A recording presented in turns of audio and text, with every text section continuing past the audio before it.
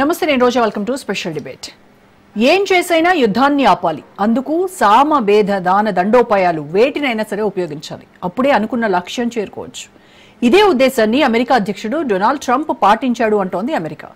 Ukraine Russia యుద్ధాన్ని ఆపడానికి Trump ఇండియాపై ఆంక్షలు రెట్టింపు చేశాడని తాజాగా అమెరికా స్పష్టం చేసింది. ఇండియాపై ఒత్తిడి పెంచితే ఆటోమేటిక్ గా రష్యాపైన పెరుగుతుందని తాము భావించామని అమెరికా చెప్పింది. రష్యాలో బల్బు వెలగాలంటే ఇండియానే స్విచ్ వేయాలని ట్రంప్ డిసైడ్ అయ్యారు. అందుకే ఇండియాపై భారీగా ఆంక్షలు విధిస్తే అంతిమంగా తమకు కూడా ఇబ్బందేనని తెలిసినా కూడా ట్రంప్ 50% వైపు మొగ్గు చూపినట్టుగా తెలుస్తోంది. ఒకవేళ పుతిన్ యుద్ధం విషయంలో మరింత దూకుడు ప్రదర్శిస్తే టారిఫ్స్ మరింత పెరిగే అవకాశం కూడా ఉన్నట్టు తెలుస్తోంది. అయితే యుద్ధం కొనసాగించాలనుకుంటే పుతిన్ ఇండియాకు 25% చౌకగా ఇస్తున్న చమురును 50% చౌకగా ఇవ్వాల్సిన పరిస్థితి రావచ్చని కూడా విశ్లేషకులు అంచనా వేస్తున్నారు. యుక్రెయిన్ యుద్ధాన్ని ముగించేందుకు అమెరికా అధ్యక్షుడు డొనాల్డ్ ట్రంప్ విపరీతమైన ఆర్థిక రాజకీయ ప్రయత్నాలు మొదలుపెట్టారు. జెలెన్స్కీతో భేటీ, పుతిన్తో త్రైపాక్షిక సమావేశానికి సిద్ధమని ట్రంప్ సంకేతాలు పంపించి యుద్ధాన్ని ఆపే దిశగా అడుగులు వేస్తున్నారు.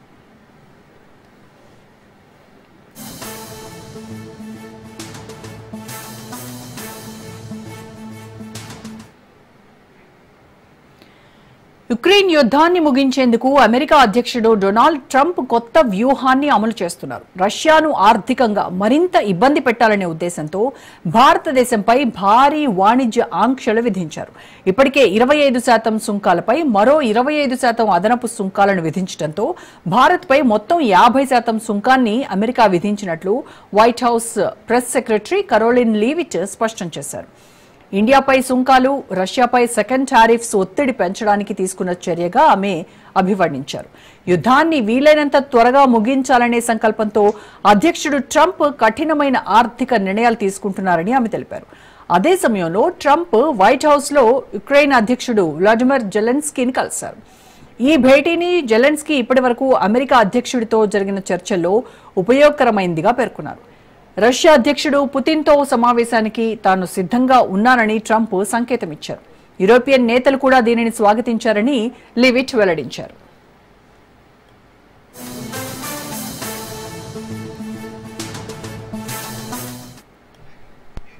ట్రంప్ పుతిన్ భేటీ ముగిసిన 48 గంటల్లోపే యూరోపియన్ నాయకులు వైట్ హౌస్ కు చేరుకుని చర్చలు జరిపారు. ఇది శాంతి ప్రయత్నాలకు తొలి పాజిటివ్ అడుగ్గా నిలిచిందని అమెరికా అంటోంది. మునుపటి ప్రభుత్వాలు చేయలేని పనులను ట్రంప్ చేపిస్తున్నారని వైట్ హౌస్ చెబుతోంది. ట్రంప్ యూరోపియన్ నేతలు, నాటో నేతలతో నిరంతర చర్చలు జరుపుతున్నారని వైట్ హౌస్ ప్రతినిధి చెప్పారు.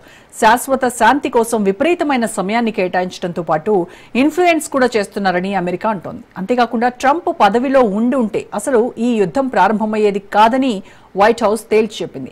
ఇదే విషయాన్ని ట్రంప్తో చర్చల సందర్భంగా పుతిన్ కూడా అంగీకరించాడని తెలిపింది.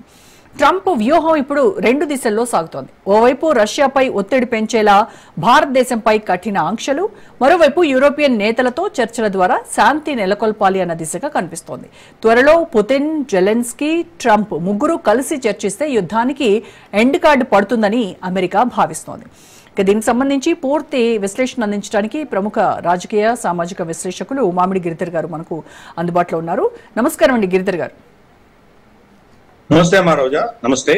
సో గిరిధర్ గారు, ఇప్పుడు ట్రంప్ అంటే వైట్ హౌస్ ఓపెన్ అయిపోయింది. ఏంటి అని అంటే రష్యాని నుంచి చమురు కొనకుండా మనం ఆపగలిగితే, భారతదేశంపై ఒత్తిడి కనుక తీసుకొస్తే రష్యాకు ఆర్థికంగా ఇబ్బందులు ఎదుర్కొంటాం కాబట్టి ఓ రకంగా యుద్ధానికి మనము ఆపుతున్నట్టుగా అనేటువంటి ఒక సందేశం ఇచ్చేటువంటి ప్రయత్నం చేశామని చెప్పారు.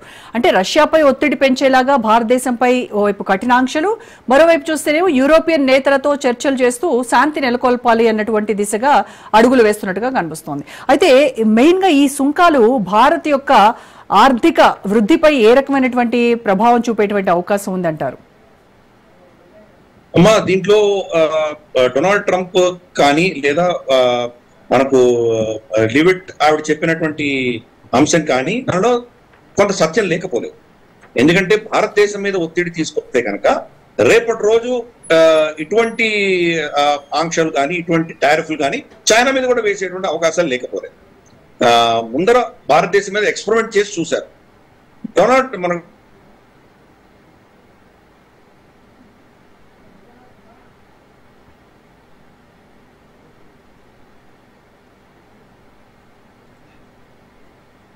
కనుక ఆయన విజయం సాధించారు. ఒకవేళ లొంగకపోతే అప్పుడు ప్రత్యామ్నాయం మళ్ళీ చర్చలు అంటాడు.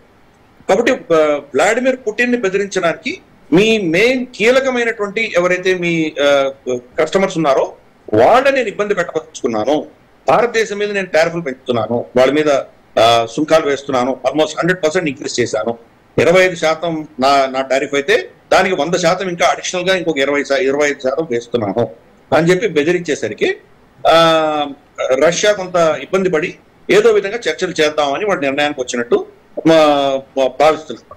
కానీ దాంట్లో అసత్యం లేదు, కొత్త సత్యం ఉన్నది తప్పకుండా. ఎందుకంటే రేపటి రోజు కంప్లీట్ గా రష్యా కస్టమర్లు ఎవరైతే ఉన్నారో, రష్యా నుంచి ఎవరైతే చమురుకుంటున్నారో వాళ్ళందరి మీద ఇలా ఆంక్షలు పడుతూ వెళ్తే కనుక సెకండరీ టారిఫ్స్ పడితే రష్యా వాళ్ళ ఎర్నింగ్స్ దెబ్బతింటాయి, వాళ్ళ ఆదాయం దెబ్బతింటుంది. కాబట్టి వాళ్ళు బహుశా ఇబ్బంది పడి వాళ్ళు యుద్ధాన్ని ఆపేసే దిశగా ఏమైనా ప్రయత్నాలు చేస్తారన్న దాంట్లో కొంత సత్యం ఉన్నది. కానీ దీనికి ప్రత్యామ్నాయాలు చూసుకుంటున్నాం. గతంలో కూడా మనం ఏంటంటే ఆంక్షలు విధించడమో సుంకాలు విధించడమో ఏ దేశాన్ని ఆపలేదు. మనం చాలా చిన్న దేశంగా ఉన్నప్పుడే, అంటే మన ఆర్థిక పరంగా మన చిన్న దేశంగా ఉన్నప్పుడే ఆల్మోస్ట్ $1 ట్రిలియన్ కూడా లేని రోజుల్లోనే మన మీద ఆంక్షలు విధించినప్పుడు తట్టుకోగలిగాం. ఇప్పుడు $4 ట్రిలియన్ పెద్ద తట్టుకోగలిగే క్షమత మన దగ్గర. మనకు కీలకమైన అంశం ఏంటంటే మన ఎకానమీ అంతా కూడా అమెరికాతోటి అనుసంధానం అయ్యి లేదు. అమెరికా మన వల్ల లాభపడుతుంది, మన దగ్గర సర్వీసెస్ తీసుకుంటుంది ఐటీ రంగంలో, ఇవన్నీ కూడా. అది తప్పిస్తే మనం వాళ్ళ దగ్గర నుంచి కొంటున్నటువంటి వస్తువులు, వాళ్ళ మీద ఆధారపడినటువంటి వస్తువులు కానీ మనకి ఎటువంటివి లేవు. కాబట్టి కొంత మన దేశంలో కొన్ని కంపెనీలు ఇబ్బంది పడేటువంటి అవకాశాలు ఉన్నా కానీ కూడా పెద్దగా మన ఇబ్బంది దానికి భయపడాల్సింది లేదు, దానికి తట్టుకోగలం. ప్రత్యామ్నాయాలు వస్తాయి. కానీ డొనాల్డ్ ట్రంప్ చేసింది నేను ఇందాక చెప్పినట్టు బెదిరించడం ఒకటి, తర్వాత 2 చర్చ. వ్లాడిమిర్ పుటిన్ ని కలవక ముందర వ్లాడిమిర్ పుటిన్ కూడా ఆయన బెదిరించాడు. ఆయన కనుక సీజ్ ఫైర్ ఒప్పుకోకపోతే మళ్ళీ ఆంక్షలు విధిస్తాము అని వాళ్ళ స్టేట్మెంట్ ఇచ్చారు. వాళ్ళ స్కాట్ బెసెంట్ కానీ, వాళ్ళ కామర్స్ సెక్రటరీ కానీ, అలాగే మనకు మటే వాళ్ళ నేటో అధినేత కానీ, నేటో చీఫ్ కానీ, వీళ్ళందరూ ఏం చెప్పారంటే 100% ఇంక్రీజ్ చేస్తాం టారిఫ్స్ అంటున్నారు. అంటే ఇప్పుడు 50% మన మీద సుంకాలు విధించారో అది 100% దాకా తీసుకువెళ్తామని చెప్పి బెదిరిస్తున్నారు. అంటే రష్యా లొంగకపోతే భారతదేశం మీద మేము ఆంక్షలు విధించబోతున్నాము. అదే మరి చైనా మీద విధించేటువంటి ధైర్యం దమ్ములు ఎందుకు లేవు వీళ్ళకు? దాన్ని 90 రోజులు ఎందుకు పొడిగించారు అంటే వాళ్ళ హిపోక్రసీ ఏంటో అర్థమవుతుంది. భారతదేశం ఒక లివరేజ్ గా వాడుకునే ప్రయత్నం చేస్తున్నారు. ప్రాబ్లం ఎక్కడ వస్తుందంటే కనుక షార్ట్ టర్మ్ మెషర్, చాలా తక్కువ కాలంలో ఏదో సాధిద్దామన్న ప్రయత్నం, భారతదేశాన్ని ఇబ్బంది పెట్టే ప్రయత్నం చేస్తే దీర్ఘకాలీనంగా భారతదేశంతో ఉన్నటువంటి మైత్రి తెగిపోతుంది. ఈరోజు అమెరికాని మనం నమ్మేటువంటి పరిస్థితి లేదు. అమెరికా నుంచి మనం కొనాలి అనుకుంటున్నటువంటి అస్త్రాలు ఏవవుతున్నాయో దాన్ని ఆపేసుకుంటాం. PI-8 వాళ్ళ దగ్గర కొందాం అనుకున్నాం, ఆపేసుకున్నాం. అలాగే ఇప్పుడు GE-404 మనకు తేజస్ కి వాళ్ళు ఇంజన్ సప్లై చేసే దాంట్లో కూడా చాలా జాప్యం చేశారు, చాలా డిలే చేశారు. అలాగే ఇప్పుడు 414 దాని ట్రాన్స్ఫర్ ఆఫ్ టెక్నాలజీ ఇస్తారో లేదో మనకు తెలియదు. దాని ప్రత్యామ్నాయాలు మన సఫ్రాన్ కావచ్చు, రోల్స్ రాయ్స్ కావచ్చు, ఇంకొకరి దగ్గరికి వెళ్ళేటువంటి ప్రయత్నం మనం చేస్తున్నాం. కాబట్టి ఈ రోజు అమెరికా ఈ బెదిరింపులతో ఏం సాధిద్దాం అనుకుంటుందో, టెంపరీగా వాళ్ళకి ఏదో సాధించామని అనుకున్నా కానీ కూడా దీర్ఘకాలీనంగా అమెరికా గణనీయంగా నష్టపోతుంది. భారతదేశం వాళ్ళ చేయి జారిపోతుంది. మళ్ళీ మనం చూస్తే వాంగి మన దేశానికి వచ్చారు. మళ్ళీ చైనాతో ఏదో విధంగా మనం ఒక విధమైనటువంటి ట్రాన్సాక్షన్ రిలేషన్షిప్ పెట్టుకుంటున్నాం. మనం మైత్రి లేకపోవచ్చు, కానీ వాళ్ళతో ఏదో విధంగా ఒప్పందం చేసుకుని శాంతి నెలకొనే దిశగా, మనం సరిహద్దుల్లో ఏదో వాణిజ్యం పెంచుకునే దిశగా అమెరికాకు ప్రత్యామ్నాయాలు మనం చూసుకుంటున్నాం. రష్యా నుంచి కూడా స్టేట్మెంట్ వచ్చింది, మీరు కనుక భారత వస్తువులు మీరు కనుక కొనకుండా వాళ్ళ మీద సుంకాలు వేస్తే మేము భారతదేశం దగ్గర నుంచి కొంటామని వాళ్ళు చెప్పారు. అలాగే చమురు మనకు 5% అడిషనల్ గా అదనంగా డిస్కౌంట్ ఇస్తామంటుంది రష్యా. మరి దాన్ని ఎందుకు వదులుకుంటాం మనం? ఆల్రెడీ రష్యాకి క్యాప్ ఉంది, $60 కంటే కనుక ఎక్కువ వాళ్ళు అమ్మడానికి వీల్లేదు. ప్రపంచంలో 70-80 ఒక బ్యారెల్ ఖరీదు ఉన్నా కానీ కూడా రష్యా నుంచి $60 కొనాలి. భారతదేశం అంతలోనే కొంటున్నాం. ఏ చట్టాలు ఏవైతే పెట్టారో యునైటెడ్ నేషన్స్ లో ఎటువంటి ఆంక్షలు విధించిందో రష్యా మీద, దాన్ని మనం పాటిస్తున్నాం. $60 కొంటున్నాం. ఇప్పుడు దాన్ని $45 కుదేలు చేసేటువంటి ప్రయత్నం చేస్తున్నారు. రష్యా మనకి ఏమంటుంది, $42-43 ఇస్తాం మీకు అని చెప్తున్నారు. ఎందుకు కోల్పోతాం మనం? మన దేశంలో ఉన్నటువంటి పర్ క్యాపిటా ఇన్కమ్ $2,800 మాత్రమే. అమెరికాలో ఆల్మోస్ట్ $80,000 పర్ క్యాపిటా ఇన్కమ్. వాళ్ళు ఖర్చు పెట్టగలరు, వాళ్ళ దగ్గర ధనిక దేశం. మనకు చమురు ధర పెరిగిపోతే కానీ మన మొత్తం దేశం ఇబ్బందులు పడుతుంది. కాబట్టి దాని దృష్ట్యా, మన ఇంట్రెస్ట్ల దృష్ట్యా భారత ప్రభుత్వం మోదీ గారు రష్యా నుంచి కొనుక్కుంటామని చెప్పారు. రష్యా కూడా ఎట్టి పరిస్థితుల్లో మనకి ఇస్తామని చెప్పారు. ఈ బెదిరింపు చర్యలు వాళ్ళు చేశారు. బెదిరింపు చర్యల వల్ల బహుశా వ్లాడిమిర్ పుటిన్ ఆయన కలవడం మనం చూసాం. కలిసినంత మాత్రాన వ్లాడిమిర్ పుటిన్ ఒక్క ఇంచు కూడా ఆయన ఏవైతే చెప్పారో గత 3.5 సంవత్సరాలు ఏం చెప్తున్నారో దాంట్లో ఒక్క అంశం కూడా ఆయన తగ్గలేదు. ఆయన అలాగే చెప్పారు. ముఖ్యంగా ఏం చెప్పారు? యుక్రెయిన్ నేటోలో చేరకూడదు, దాంట్లో ఎటువంటి మార్పు లేదు. 2, ఈ డాన్ బాస్ రీజన్స్ ఏవైతే ఉన్నాయో యుక్రెయిన్ లో రష్యా ఎక్కువ మాట్లాడతారు, రష్యా భాష ఎక్కువ మాట్లాడే ప్రాంతాలు అవి యుక్రెయిన్ కి వెళ్ళవు. గతంలో వీళ్ళ అజావ్ బెటాలియన్ అని చెప్పేసి యుక్రెయిన్ లో వాళ్ళు నాజీస్ వాళ్ళు వీళ్ళని బాగా హింసించారు, పీడించారు. కాబట్టి వాళ్ళు మళ్ళీ యుక్రెయిన్ కి మేము ఆ భూములు ఇవ్వము, మా దగ్గర ఉంచుకుంటాము. ఈ 2 చాలా స్పష్టంగా చెప్పారు. 3, నేటో లాంటి గ్యారంటీలు మీరు ఏమి ఇచ్చినా కానీ మేము దాన్ని అపోజ్ చేస్తాము. కావాలి వాళ్ళ రక్షణ ఉండాలి, యుక్రెయిన్ రక్షణకి మేము కూడా సమర్థిస్తాం. కానీ వాళ్ళు మా మీద ఎటువంటి దుశ్చర్యలు చేస్తే కనుక దాన్ని మేము ఊరుకునేటువంటి పరిస్థితి లేదు, దాన్ని కౌంటర్ చేస్తాం. కాబట్టి ఈ అంశాలు వ్లాడిమిర్ పుటిన్ చెప్పిన దాంట్లో ఏం మార్పు లేదు. అలాస్కాలో అదే చెప్పాడు, చాలా సున్నితంగా చెప్పాడు. అల్టిమేట్ గా డొనాల్డ్ ట్రంప్ ఒప్పుకోవాల్సి వచ్చింది. ఎక్కడ డొనాల్డ్ ట్రంప్ కమిట్ అయిపోతాడో వ్లాడిమిర్ పుటిన్ కి, దానివల్ల యుక్రెయిన్ భూభాగం ఎలా వెళ్ళిపోతే ఇంతవరకు ఈ యూరోపియన్ దేశాలన్నీ ఏ నేరేటివ్ బిల్డ్ చేశాయో అవన్నీ నష్టపోతామని చెప్పే భయంతో ఒక్క రోజులో పరిగెత్తి వెళ్ళారు అందరు డీసీకి. నిజంగా అక్కడ సీట్ ఇస్తే కనుక ఒక చక్రవర్తి దర్బార్లో వీళ్ళందరూ కూర్చొని ఆయనకు దాసోహం అన్నట్లుగానే కనిపిస్తుంది. వీళ్ళందరూ ఆయన దగ్గర వెళ్ళి మోకరిల్లారు. దానివల్ల లాభం ఏమిటి? ఆయన చాలా స్పష్టంగా చెప్పాడు, ల్యాండ్ స్వాప్ ఉంటుంది, అంటే భూమి ఇవ్వక తప్పదు మీరు అని చెప్తున్నాడు ఆయన. అలాగే నేటోలో చేరే సమస్య లేదు అని చెప్తున్నారు. కానీ యూరోపియన్ నేతలందరూ ఏం చెప్తున్నారు? లేదు ల్యాండ్ ఒక్క అంగుళం కూడా ఇవ్వమని అంటున్నారు. 2, ముందర సీజ్ ఫైర్ చేయమనండి, సీజ్ ఫైర్ చేసిన తర్వాతే మిగతా చర్చలు ఉంటాయంటున్నారు. కానీ వ్లాడిమిర్ పుటిన్ డొనాల్డ్ ట్రంప్ ఇద్దరు చాలా స్పష్టంగా చెప్పారు, సీజ్ ఫైర్ ఉండదు, ముందరే చర్చలు జరుగుతాయి, దానికి సమస్యకు పరిష్కారం వచ్చిన తర్వాత సీజ్ ఫైర్ ఉంటుందని చెప్తున్నారు. అంటే దీంట్లో భారతదేశం చాలా కీలకమైన పాత్ర పోషిస్తారు. భారతదేశం మీద ఒత్తిడి తీసుకొచ్చినందువల్లనే ఈ రోజు వ్లాడిమిర్ పుటిన్ మా దగ్గర రాగలిగారు అని చెప్తున్నారు. కాబట్టి దాంట్లో కొంత సత్యం ఉంది, అది మనం అర్థం చేసుకోవాలి. అంటే ఏ భారతదేశంలో డైరెక్ట్ గా మనం అలాస్కాలో కూర్చోకపోయినా, మనం వైట్ హౌస్ లో వెళ్ళి యూరోపియన్ నేతలతో పాటు జెలెన్స్కీతో పాటు కూర్చోకపోయినా భారతదేశం చాలా కీలక పాత్ర పోషిస్తుంది. వీళ్ళందరూ అక్కడికి వెళ్ళి వైట్ హౌస్ లో కూర్చున్న సమయంలోనే వ్లాడిమిర్ పుటిన్ మోదీ గారికి ఫోన్ చేసి చెప్పారు, అలాస్కాలో ఏం చర్చించారు ఆ విషయాలన్నీ చెప్పారు. కాబట్టి మనం ఆ సీన్ లో లేకపోలేదు, పర్ఫెక్ట్ ఆ సీన్ లో ఉన్నాం. సీన్ లో లేకుండా భారతదేశం లేకుండా జరగదు. రేపటి రోజు వీళ్ళు ఆంక్షలు విధించిన భారతదేశం రష్యా నుంచి కొనుగోలు కంటిన్యూ చేసిందంటే కనుక పరిస్థితి ఏమవుతుంది? వీళ్ళ ఆంక్షలన్నీ ఫెయిల్ అవుతాయి కదా. అప్పుడు వాళ్ళకు ఉన్నటువంటి ఏకైక అస్త్రం రష్యాని బెదిరించి రష్యా యొక్క ఆదాయం తగ్గించే దిశగా చేసేటువంటి అస్త్రాలు మొత్తం వేస్ట్ అయిపోతే వాళ్ళు ఏం చేయగలరు వాళ్ళు? కాబట్టి ఆ ప్రయత్నాలు ఇప్పుడు జరుగుతున్నాయి. అన్ఫార్చునేట్, అది భారతదేశం కొంత టెంపరీగా దెబ్బ తగిలినా కానీ మనం చాలా ఫర్మ్ గా ఉన్నాం. మనం కూడా తగ్గేది లేదన్న దిశగానే మనం కూడా చేస్తాం. ఇన్ఫాక్ట్ జూలైలో రోజుకి 1.6 మిలియన్ బ్యారెల్ మనం చమురు రష్యా నుంచి కొనుక్కునేవాడు. ఆగస్ట్ లో 2 మిలియన్ బ్యారెల్కి ఇంక్రీజ్ చేశాం రష్యా నుంచి. ఇంకా ఎక్కువ కొంటున్నాం, మా మీద ఇంకా ఎక్కువ ఆంక్షలు పెడితే ఎక్కువ కొంటున్నాం. అంటే మనం అమెరికా ఏదో చేసింది కాబట్టి మనం కసికొద్ది చేయలేదు. రష్యా నుంచి మనకు చాలా తక్కువ ధరలో వస్తుంది. ప్రపంచంలో మనకి ఇరాక్, సౌదీ అరేబియా, అమెరికా దగ్గర నుంచి కూడా కొంటున్నాం. కానీ వాళ్ళ దగ్గర నుంచి కొంటున్న చమురు ధరలు చాలా ఎక్కువ, దానికి దీని చాలా తక్కువ ధరలో మనకు వస్తుంది.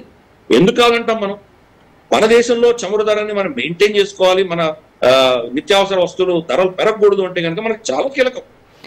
మన దేశంలో అంటే దేశీయంగా ఎలాంటి చర్యలు తీసుకోవాలంటారు? అంటే ఇన్ కేసు భారతదేశంలో ఈ సుంకాలు తట్టుకోవాలి అని అంటే ఈ సుంకాలు మన మీద వేస్తే దానివల్ల మనకు టెంపరీగా కొన్ని కంపెనీలు, కొన్ని సెక్టర్లు దెబ్బతినేటువంటి అవకాశాలు ఉన్నాయి. ఫర్ ఇన్స్టెన్స్ మన టెక్స్టైల్ ఇండస్ట్రీ దెబ్బతినేటువంటి అవకాశాలు ఉన్నాయి. ఎందుకంటే మన టెక్స్టైల్స్ అన్ని కూడాను ఎస్పెషల్లీ బంగ్లాదేశ్ క్షీణించిన తర్వాత అవన్నీ కూడా మనకు షిఫ్ట్ అయింది. ఇప్పుడు రాబోయేది సీజన్, వాళ్ళకి నవంబర్, డిసెంబర్ వచ్చేది క్రిస్మస్ సీజన్. క్రిస్మస్ సీజన్ కి చాలా విపరీతమైన కొనుగోలు ఉంటుంది అమెరికా. అక్కడ బట్టలు చాలా విపరీతంగా కొంటారు. వాళ్ళ టార్గెట్ కానీ, వాళ్ళ వాల్మార్ట్ కానీ, ఇటువంటివన్నీ కూడా వాళ్ళు చాలా, వాళ్ళ రీటైల్ ఇండస్ట్రీ అంతా కూడాను కొనుగోలు విపరీతంగా చేస్తుంది. బంగ్లాదేశ్ క్షీణించింది కాబట్టి బంగ్లాదేశ్ ఆర్డర్స్ అన్ని భారతదేశానికి షిఫ్ట్ అయ్యాయి.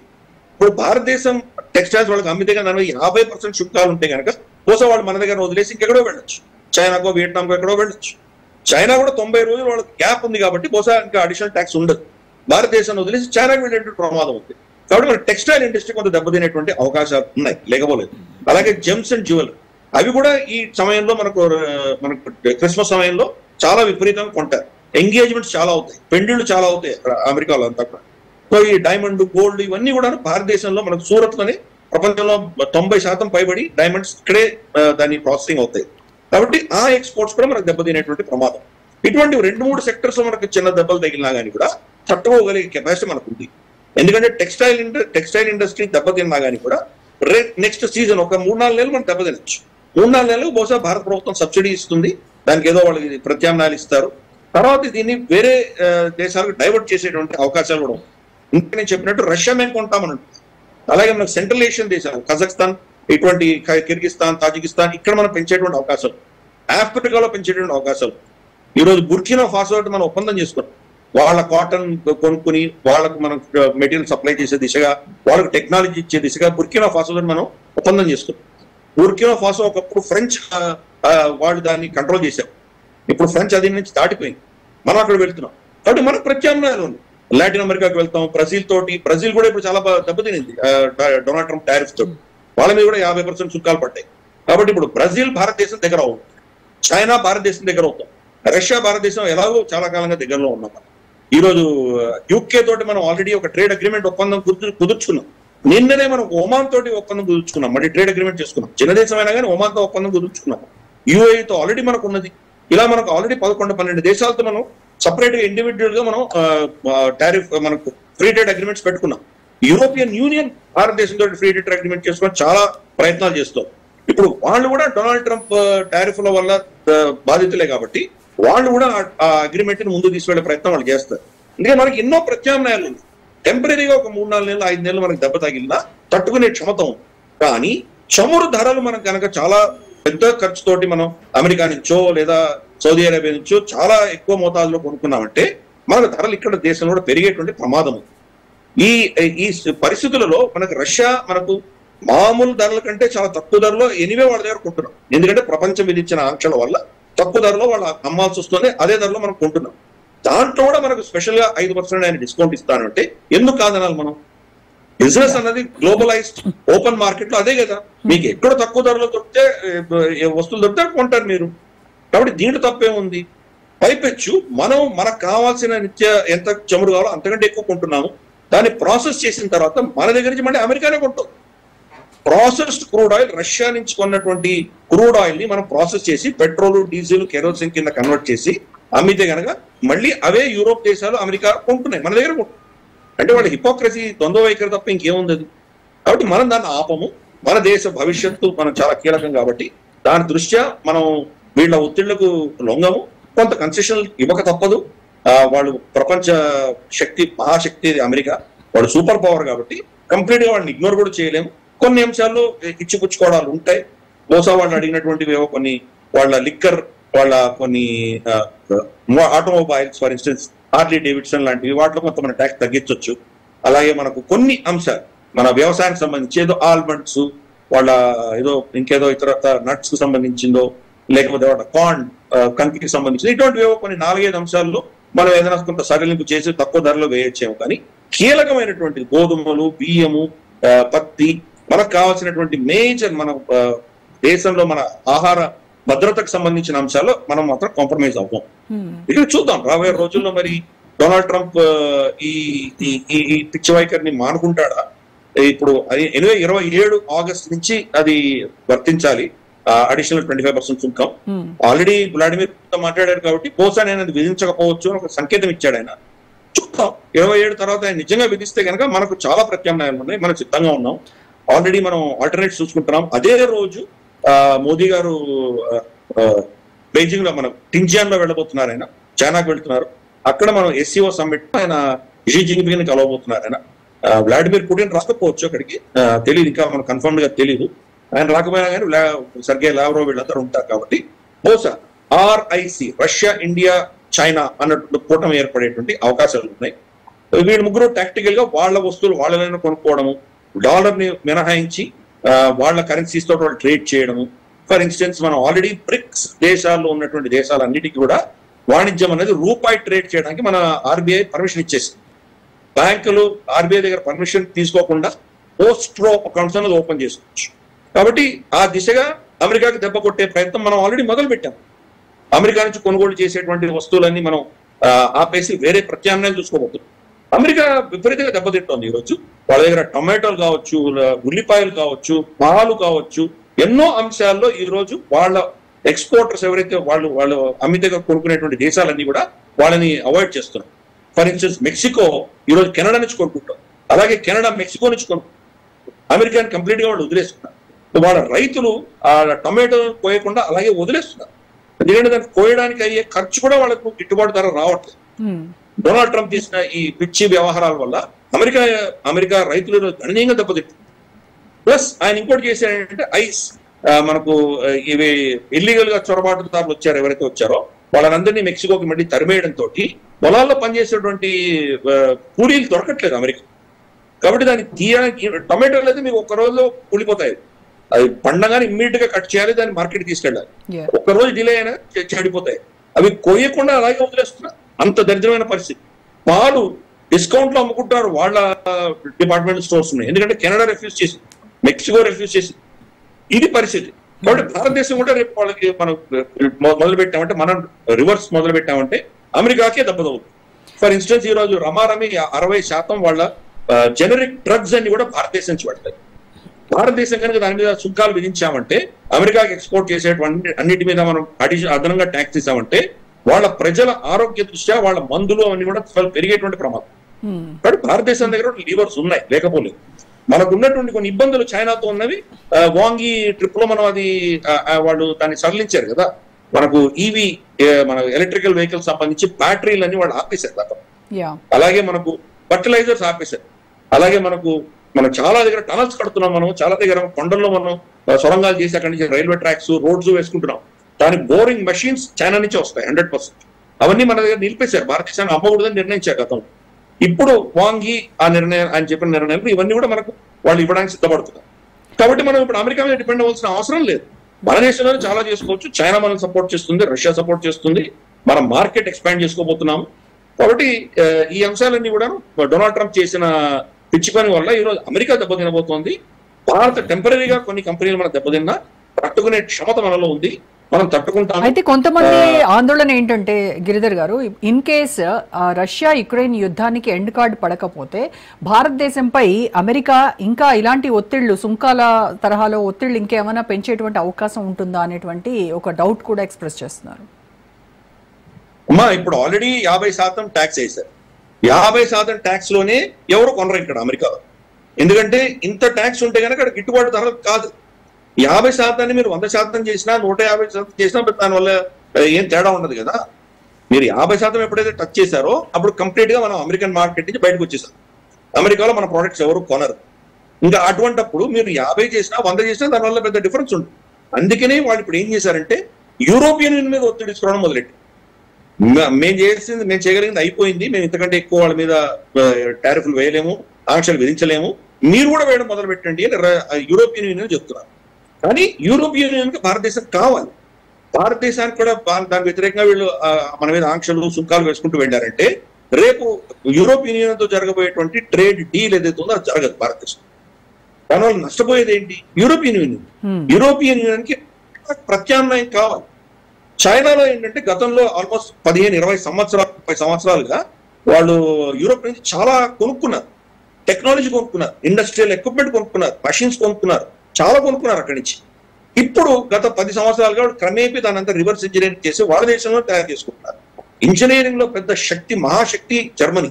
ఈరోజు జర్మనీ ఎకానమీ ఎందుకు పడుతోంది? భారతదేశం ఎందుకు జర్మనీని ఓవర్టేక్ చేస్తుంది?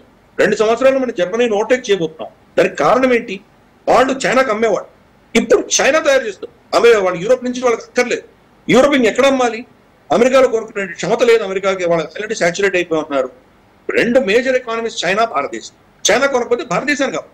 కాబట్టి ఎకనామిక్స్, సింపుల్ ఎకనామిక్స్, వాళ్ళకి ఆల్టర్నేట్ లేదు. యూరోపియన్ యూనియన్ భారతదేశంతో వైరం పెట్టుకుంటే నష్టపోయేది యూరోపియన్ యూనియనే. మనల్ని బెదిరించడానికి ఆంక్షలు విధించేటువంటి ప్రయత్నం చేసినా దీర్ఘకాలీనంగా నష్టపోయేది యూరోపే. కాబట్టి ఒకవేళ యూరోపియన్ యూనియన్, అర్సలా వండర్లాండ్ వీళ్ళు మన మీద ఆంక్షలు విధించినా ఇండివిజువల్ దేశాలు మనతో మళ్ళీ ఇండివిజువల్ గా వాళ్ళు మైత్రి పెట్టుకునే ప్రయత్నం వాళ్ళు చేస్తారు. జర్మనీ సపరేట్ గా వస్తుంది, ఫ్రాన్స్ సపరేట్ గా వస్తుంది, ఇటలీ సపరేట్ గా వస్తుంది. ఇలా మనకు ఆ యూరోపియన్ యూనియన్ విచ్ఛిన్నం అవుతుంది. భారతదేశంతో మైత్రి చేయండి ఏ దేశాలు కూడా వాళ్ళు చైనాని కౌంటర్ చేయలేరు, అమెరికాని కూడా కౌంటర్ చేయలేరు. మనం అటువంటి కీలకమైన స్థితిలో ఉన్నాం. కాబట్టి ఇవన్నీ తాటాకు చప్పుడులే, బెదిరింపులే, అంతకు మించి ఏమీ లేదు. టెంపరీగా మనకి ఏదో కొన్ని సెక్టర్స్ దెబ్బ తగిలినా దీన్ని తట్టుకుని మళ్ళీ మనం పెరిగేటువంటి అవకాశాలు ఉన్నాయి. ఇన్ఫాక్ట్ చాలా సంస్థలు, ఫైనాన్షియల్ సంస్థలు కూడా మనని 6.5% మన గ్రోత్ ఉండబోతుంది, ఈ ఆంక్షలు విధించినా కానీ కూడా పెద్ద ప్రభావం ఉండదు, మహా అంటే 0.2% మనకి ఏమైనా దెబ్బ తగలచ్చు అని చెప్తున్నారు. ఆ 0.2% మనం ఈజీగా కవర్ చేసుకునే దిశగా భారత ప్రభుత్వం నిర్ణయాలు తీసుకుంటుంది ఆల్రెడీ. మన డిఫెన్స్ ప్రొడక్షన్ కానీ చాలా అంశాల్లో మనం ముందు వెళ్తుంది. మోదీ గారు 15 ఆగస్టు రెడ్ ఫోర్ట్ నుంచి చెప్పినటువంటి సందేశం చాలా సీరియస్ గా మనం అమలు చేయబోతున్నాం. ఆత్మ నిర్భరత పెంచుకునే దిశగా, వోకల్ ఫర్ లోకల్ అన్న దిశగా, మన దేశంలోనే ప్రొడక్ట్స్ కొనే దిశగా చాలా సీరియస్ గా భారత ప్రభుత్వం యొక్క నిర్ణయాలు ఉండబోతున్నాయి. కాబట్టి ఆ దృష్ట్యా మన దేశంలో ప్రొడక్షన్ కానీ, మన దేశంలో కన్జంప్షన్ కానీ విపరీతంగా పెరగబోతోంది. ప్లస్ అమెరికా లాంటి దేశాలకు, యూరోపియన్ లాంటి దేశాలకు ప్రత్యామ్నాయాలు మనం చూసుకుంటాం. మనకు చాలా ఆప్షన్స్ ఉన్నాయి. అంటే ఈ టైంలో మనము WTO లాంటి సంస్థల సహాయాన్ని కూడా తీసుకోవచ్చు అంటారా సార్? WTO ఇటువంటి సంస్థలు, WHO, WTO, యునెస్కో, మనకు తర్వాత UNO, ఇవన్నీ కూడాను వెస్టర్న్ శక్తుల బానిసలమ్మ. దీన్ని బేఖాతరు చేస్తూ ఉల్లంఘిస్తున్నటువంటి అమెరికాని ఈరోజు ఎవరైనా ఏమైనా చేయగలరా? WTO మనకి అమెరికాకు వ్యతిరేకంగా ఏమైనా జడ్జిమెంట్ ఇచ్చినా కానీ కూడా దాన్ని వాళ్ళు ఏమైనా పాటిస్తారా? అలాగే మనం చూస్తే కనుక చైనాకు వ్యతిరేకంగా ఫిలిప్పైన్స్ కేసు వేస్తే కనుక మా జలాల్లో వీళ్ళు దౌర్జన్యం చేస్తున్నారంటే కనుక యునైటెడ్ నేషన్స్ కోర్టు వాళ్ళకి జడ్జిమెంట్ ఇచ్చింది, ఈ జలాలు ఫిలిప్పైన్స్ అని చెప్పి. కానీ చైనా దాన్ని బేఖాతరు చేసింది కదా. మన మీద కూడా ఈ మననే రీసెంట్ గా వచ్చిన జడ్జిమెంట్, సింధు జలాలని మీరు ఏకపక్షంగా మీరు ఆపలేరు అని చెప్పి జడ్జిమెంట్ ఇచ్చారు. అసలు మీకు అధికారం లేకపోండి, మీ మాట వినమని చెప్పి భారతదేశం చెప్పింది కదా. బలవంతుడైనటువంటి దేశం ఈ WTO వాళ్ళు ఎవరిని వాళ్ళకి బేఖాతరు చేస్తారు, వీళ్ళకు ఎవరు గౌరవం ఇవ్వరు.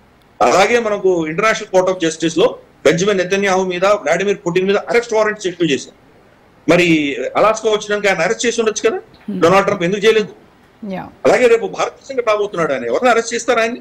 కాబట్టి ఇవన్నీ ఊరికే సంస్థలు పెట్టారు అప్పట్లో. వాడు ప్రపంచాన్ని శాసించడానికి, కంట్రోల్ చేయడానికి వెస్టర్న్ శక్తులు పెట్టుకున్నటువంటి సంస్థలే ఇవి. వాటికి ఎవరికి కూడా శక్తి లేదు.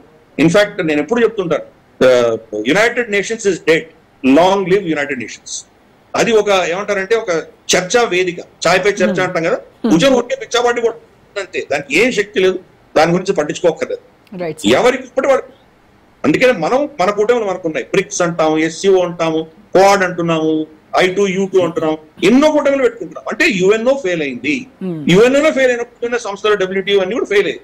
కాబట్టి దాని గురించి పెద్ద వరి అవ్వాల్సింది ఏం లేదు. బలవంతుడిని గౌరవిస్తుంది ప్రపంచం, ఆ బలాన్ని మనం ప్రదర్శిస్తున్నాము, మన శక్తి ఏంటో మనం చూపిస్తాం. Right, thank you so much Giridhar గారు. ఇది వాటి special debate. Stay tune to Raj news.